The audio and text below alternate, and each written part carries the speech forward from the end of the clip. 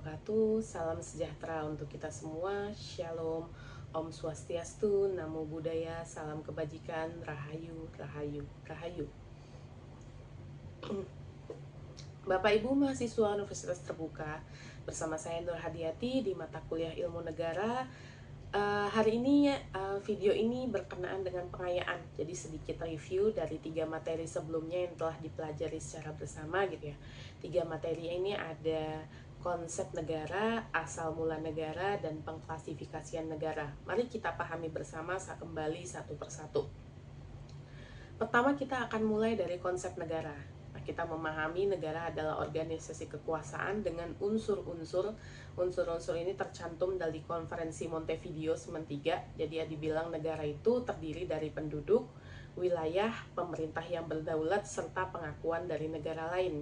Jadi tidak semua entitas, tidak semua perkumpulan itu langsung bisa dikatakan sebagai negara.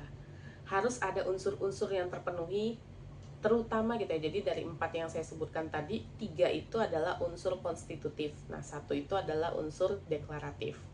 Secara teoritis kemudian, negara dipandang sebagai organisasi tertinggi yang berfungsi menjaga keteraturan sosial sekaligus menjamin kepentingan warga di dalamnya.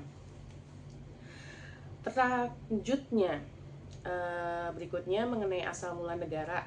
Jadi para pemikir politik dan hukum memberikan beragam teori.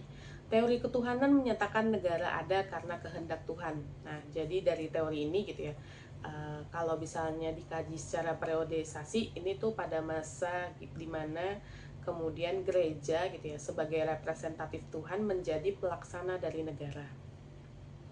Kemudian ada teori perjanjian sosial. Jadi pergeseran nih, ketika negara dianggap sebagai kehendak Tuhan gitu ya, kemudian perwakilan gereja lah yang memegang keputusan final.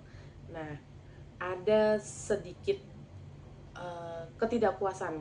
Pada akhirnya orang kemudian berkumpul, bersepakat, oh kita harus melakukan sesuatu. Nah, kemudian ada penyerahan atas keinginan tersebut terhadap namanya primus inter pares atau sosok yang paling kuat. Nah, itu namanya teori perjanjian. Bukan sosok paling kuat, maaf, sosok yang dianggap paling unggul. Itu namanya teori perjanjian sosial, menekankan bahwa negara lahir dari kesepakatan masyarakat untuk hidup bersama.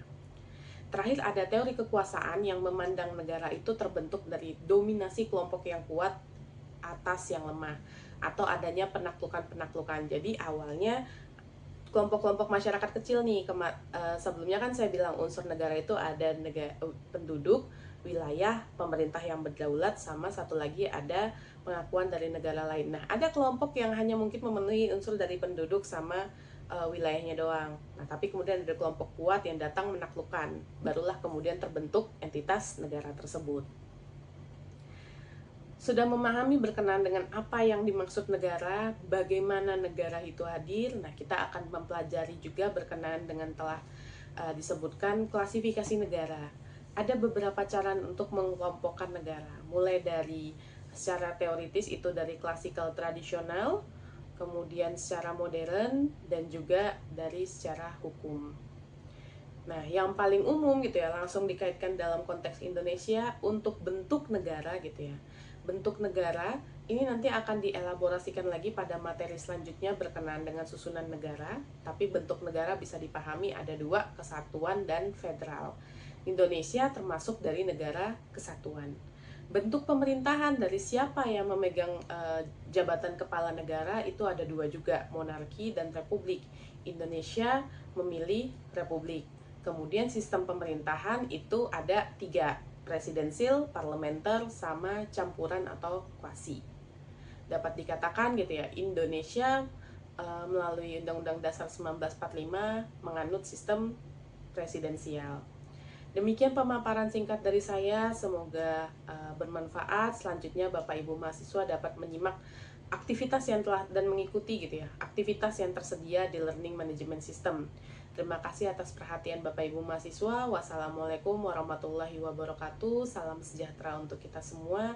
Shalom, Om Swastiastu, Namo Buddhaya, salam kebajikan, Rahayu, Rahayu, Rahayu.